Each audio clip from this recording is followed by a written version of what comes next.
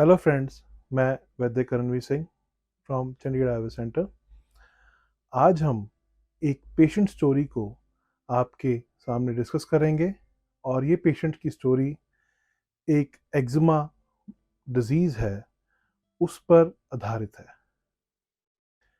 Eczema, जिन लोगों को ऐसी प्रॉब्लम का कभी सामना करना पड़े या मैं मानता हूँ ये एक स्किन डिसऑर्डर है जो ज़्यादातर जिसको अन्य किसी पैथी में ऑटो इम्यून डिसऑर्डर्स में माना गया है। तो एक्जिमा जिस पेशेंट की हम बात कर रहे हैं वो हिमाचल प्रदेश से है और उसको ऑलमोस्ट 10 सालों से एक्जिमा की समस्या थी। और ज़्यादातर एक्जिमा जब भी कोई व्यक्ति ठंडे प्रदेश में रहता है या जहाँ पर टेम्परेचर लो रहता हो वहाँ पर एक्जिमा ज़्यादा फैलता है, उसकी कॉम्प्लिकेशंस ज़्यादा होती हैं।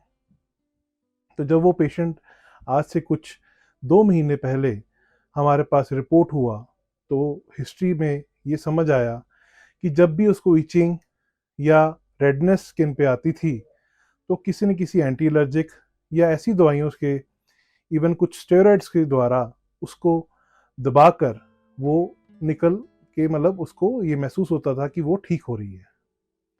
ये पेशेंट फीमेल पेशेंट है, उम्र 24 इयर्स है और पिछले कुछ 10 से 12 सालों से एक्जिमा के एपिसोड्स या एक्जिमा डिजीज से वो पीड़ित है। एक समय ऐसा आ गया था जब वो हमारे पास आने से पहले कि उसको बाहर निकलना भी घर से मुश्किल था, क्योंकि उसको लगता था जब भी मैं बाहर जाती हूँ सन रेज या गर्मी एक्जिमा प्रॉब्लम को बढ़ाती है। इवन जब हमारे पास आए एक्जिमा बहुत बुरी तरह फैला हुआ था पूरे शरीर पर, इवन उसके फेस पे भी एक्जिमा के निशान थे। तो आयुर्वेद ने और अन्य पैथी में हम क्या डिफरेंस देखते हैं, हम बेसिकली जो ऑटोइम्यून डिजीज़ है उसको आपकी इम्यूनिटी पर काम कर कर उस दोष को समझकर जिस दोष से ये प्रॉब्लम या एक्जिमा शुरू हुई उसका इलाज हमने शुरू किया। पेशेंट की तासीर कफज अवातज थी और हमने पहले दोष को साम्यावस्था के लिए या दोष को बैलेंस करने के लिए कुछ उपचार शुरू किया और 15 दिन मात्र में जो एक्जिमा का प्रकोप था या प्रभाव था पूरे बॉडी पे वो कम होना शुरू हो गया। नेक्स्ट टाइम जब वो पेशेंट हमारे पास विजिट हुआ वो काफ़ी हद तक खुश था और उसको ये लगने लग गया, एक आस मिल गई कि मैं ठीक हो सकती हूँ। उसके बाद अगले 15 से 20 दिन वो ठंड हुई, बारिशों का समय आया तो एक्जिमा फिर से एग्रीवेट हो गया, क्योंकि हम सब जानते हैं जो स्किन डिजीज़ है एक्जिमा वो वर्षा ऋतु में ज़्यादा प्रॉब्लम क्रिएट करता है।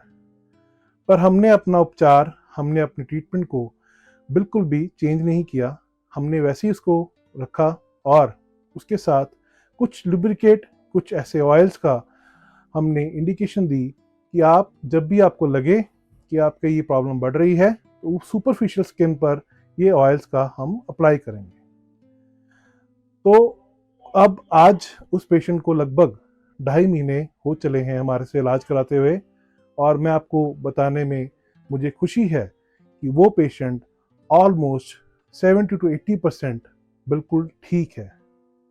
उसका मुख्य कारण हमने उसकी काया को समझकर, हमने उसके दोषों को समझकर उसका उपचार किया।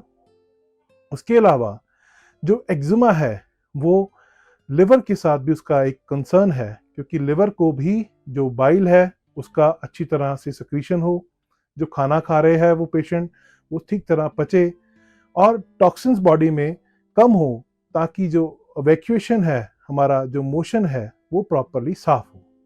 इन चीज़ों का हमने ध्यान रखकर आज उस पेशेंट को जब मेडिसिन दी तो उसकी जो स्किन, डेड स्किन थी, ऑलमोस्ट चली गई और स्किन के साथ जो नई स्किन है वो काफ़ी हद तक उनकी बॉडी में आनी शुरू हो गई। तो दोस्तों, ये आयुर्वेद है जो आपकी चीज़ों को, आपकी डीएनए को समझकर आपका इलाज कर सकता है। अगर आपको ऐसी कोई समस्या का सामना है या आपको लग रहा है कि ऐसी समस्या है जो इसका आपको इलाज नहीं मिल रहा, तो डेफिनेटली कभी ना कभी आपको एक बार आयुर्वेद को अप्रोच करना चाहिए। हो सकता है जिसका इलाज आप ढूंढ रहे हैं उसका इलाज आयुर्वेद में आपको मिल जाए। हम एक नई कहानी के साथ, नई पेशेंट स्टोरी के साथ फिर मिलेंगे। अगर आपको ये वीडियो अच्छी लगी है या आप में से किसी को ऐसी पीड़ा हो रही है तो हमें इस वीडियो के नीचे कमेंट कर कर अपने क्वेश्चंस को पूछ सकते हैं। हम कोशिश करेंगे आपके क्वेश्चंस का जवाब देने के लिए, और हमें डायरेक्ट आप संपर्क भी कर सकते हैं। धन्यवाद।